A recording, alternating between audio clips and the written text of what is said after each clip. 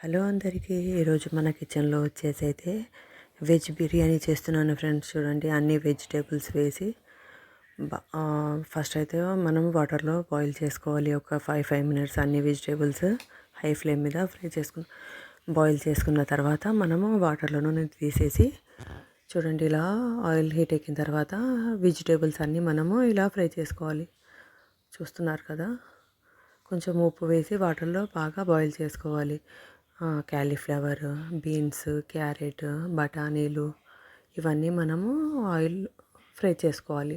First అయితే cut చేసుకొని శుభ్రంగా కడుక్కున్న తర్వాత వాటర్లో బాయిల్ చేసుకొని ఈ విధంగా బాయిల్ చేసుకున్న తర్వాత ఈ విధంగా చూడండి, ఆయిల్లో అయితే గోల్డెన్ బ్రౌన్ కలర్ వచ్చే వరకు అన్నీ ఫ్రై చేసుకోవాలి. ఆలు మాత్రం వాటర్లో వేయకుండా డైరెక్ట్ ఆయిల్లోనే ఫ్రై చేసుకోవాలి. ఇంకా మనము వాటర్లో అనేది ఉడకబెడితే ఏమవుతుందంటే మనకు తొందరగా ఆయిల్లో ఫ్రై అయిపోతాయి. ఒకవేళ మనం ఉడకబెట్టకపోతే తొందరగా అసలు ఫ్రై అవ్వవు. అందుకే మనకు చూడండి, ఈ విధంగా మనం వాటర్లో నుండి తీసేసిన తర్వాత చల్లారిన తర్వాత ఒక 5 మినిట్స్లోనే మనకు ఫ్రై అయిపోతాయి ఆయిల్లో.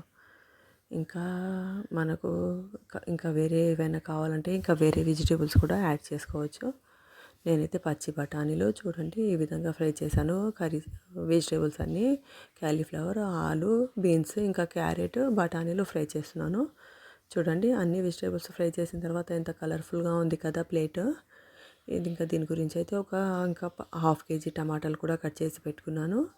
ఇంకా మన వెజిటేబుల్స్ అన్నీ ఫ్రై చేసిన తర్వాత ఆయిల్ ఉంటుంది కదా, అందులోనే మనం ఒక చిన్న సైజు ఆనియన్ కట్ చేసి ఫ్రై అయిన తర్వాత అందులో కొత్తిమీర, పుదీనా, పచ్చిమిర్చి వేసి ఫ్రై చేసుకోవాలి. అదే ఆనియన్లో ఫ్రై చేసిన తర్వాత చూడండి, ఇలా మొత్తం కలర్ మారిన తర్వాత కొత్తిమీర, పుదీనా, పచ్చిమిర్చి బాగా ఫ్రై అయిన తర్వాత అందులో 1 టీ స్పూన్ సాల్ట్, ఇంకా సరిపోదండి 2 టీ స్పూన్ల సాల్ట్, ఒక 1 టీ స్పూన్ పసుపు వేసి ఇంకా అందులో 2 టీ స్పూన్ల అల్లం వెల్లుల్లి పేస్ట్ వేసి బాగా పచ్చివాసన పోయే వరకు కలుపుకోవాలి. కానీ అల్లం వెల్లుల్లి పేస్ట్ మాత్రం ఫ్రెష్ ఇప్పుడు నూరిందే ఉండాలండి. అలా ఉంటేనే మనకు వెజిటేబుల్ బిర్యానీ అనేది చాలా టేస్టీగా కుదురుతుంది. చూడండి, పచ్చివాసన పోయే వరకు ఒక 2-3 మినిట్స్ ఫ్రై చేసుకున్న తర్వాత నేనైతే ఇంకా చూడండి 1/2 కేజీ రైస్కు ఒక 3 స్పూన్ల కారం వేశాను. కొంచెం ఇంకా లేకపోతే అంత టేస్ట్గా రాదు. కారం కొంచెం ఎక్కువగా ఉంటే అన్ని వెజిటేబుల్స్ అన్నీ వేసాం కదా, కొంచెం ఘాటుగా ఉంటేనే టేస్ట్గా ఉంటుంది. ఇలా ఫ్రై చేసుకున్న తర్వాత మనము కట్ చేసి పెట్టుకున్న టొమాటోలన్నీ ఒక 1/2 కేజీ కట్ చేసి పెట్టుకున్నాం కదా. చూడండి, మిర్చి బాగా ఫ్రై చేసుకోవాలి, పచ్చి వాసన పోయే వరకు ఫ్రై చేసుకున్న తర్వాత అందులో టమాటాలు యాడ్ చేసి ఒక లో ఫ్లేమ్ మీద 10 మినిట్స్ మూత పెట్టేస్తే చూడండి, ఈ విధంగా టమాటాలన్నీ మగ్గిన తర్వాత ఫ్రై చేసి పెట్టుకున్నాం చూడండి, ఈ అన్ని వెజిటేబుల్స్ ఫ్రై చేసుకున్నాం కదా, అవన్నీ మనము ఆ టమాటాలో వేసేసేయాలి. కర్రీలో వేసి బాగా కలుపుకున్న తర్వాత ఒక 1/2 కేజీ పెరుగు మనము బాగా కలిపి పెట్టుకోవాలి, ఉండలు లేకుండా. చూడండి, ఇప్పుడైతే నేను కూరగాయలన్నీ టమాటాలో వేసేస్తున్నాను. మొత్తం కర్రీ అంతా పట్టే వరకు కలుపుకోవాలి నెమ్మదిగా. ఈ వెజిటేబుల్స్ అన్నిటికీ టమాటా కర్రీ అంతా కారం అవన్నీ ముక్కలకు పట్టేటట్టు చిన్నగా కలుపుకోవాలి, లేకపోతే విరిగిపోతాయి ఆలు అవన్నీ. కలుపుకున్న తర్వాత చూడండి, 1/2 కేజీ పెరుగు అయితే నేను వేసేస్తున్నాను. ఉండలు లేకుండా బాగా కలుపుకోవాలి. వేసిన తర్వాత ఇందులో అయితే ఒక 1 టీ స్పూన్ గరం మసాలా వేస్తున్నాను ఫ్రెండ్స్. ఇంకొక 1/2 టీ స్పూన్ అలా పెప్పర్ పౌడర్ కూడా యాడ్ చేశాను.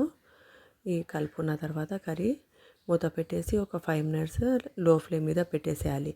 అప్పుడు పెరుగు పచ్చివాసన పోయి మంచిగా కుక్ అయిన తర్వాత కొంచెం ఆయిల్ అనేది పైకి వచ్చేస్తుంది. చల్లారిన తర్వాత మనము ఇంకా రైస్ వండి చల్లార్చుకున్నాం కదా, అందులో ఒక 2 లెమన్లు పిండి పెట్టేసేయాలి రైస్లో. చల్లారిన తర్వాత ఇలా మనం కర్రీలో మొత్తం రైస్ కలుపుకున్న తర్వాత చూడండి, ఎంతో రుచికరమైన వెజిటేబుల్ బిర్యానీ రెడీ అయిపోయింది ఫ్రెండ్స్. చాలా అంటే చాలా టేస్టీగా ఉంటుంది. మీరు సేమ్ ఇదే విధంగా ట్రై చేయండి. ఇంకా ఛానల్కు మాత్రం తప్పకుండా సబ్స్క్రైబ్ చేయండి. కొత్తగా చూసే వాళ్ళు మాత్రం తప్పకుండా ఛానల్కి సబ్స్క్రైబ్ చేయకుండా ఉండకండి. Bye friends.